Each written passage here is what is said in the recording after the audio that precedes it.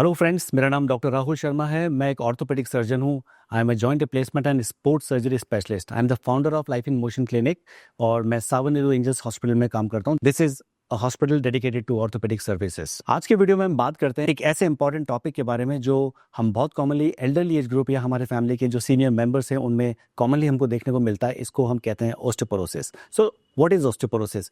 Basically bone की जब density कम होने लगती है और बोन इतनी वीक हो जाती है कि बोन फ्रेजाइल हो जाती है, इतनी कमज़ोर हो जाती है कि छोटी छोटी इंजरीज से बड़े बड़े फ्रैक्चर होने लग जाते हैं। This fragility induced fracture is happening because of a process called as osteoporosis.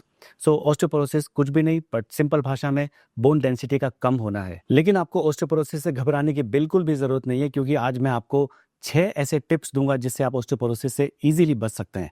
Number 1 is nutrition. Remember that calcium and vitamin D R very important constituent of your daily diet.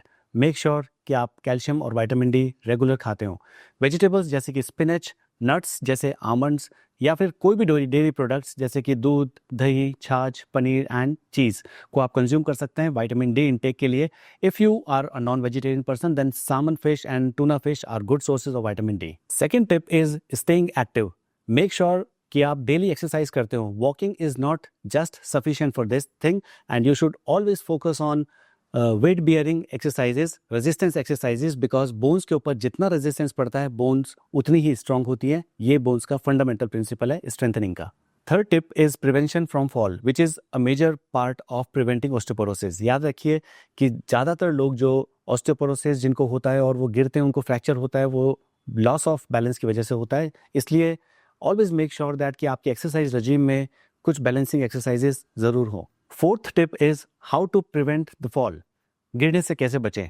तो घर के अंदर जितने भी कारपेट्स या mats हैं वो loose नहीं होने चाहिए, वरना उनके कॉर्नर्स पर किसी का पाँव उलझ सकता है और वो पर्सन गिर सकता है। Always make sure that there is a dim light in the washroom. Always use anti slippery footwears. Bathroom में ग्रैब बार्स होने चाहिए जिसको पकड़ के हमारे घर के जो एल्डरली मेंबर्स हैं they can sit on the pot, they can hold the bars by while taking bath. Fifth tip is always be in touch with your orthopaedic surgeon. आपको रेगुलर फॉलोअप्स में रहना चाहिए उनके, बिकॉज जब भी आपको osteoporosis का ट्रीटमेंट चलता है तो इनकी ड्रग्स को मॉनिटर करना पड़ता है।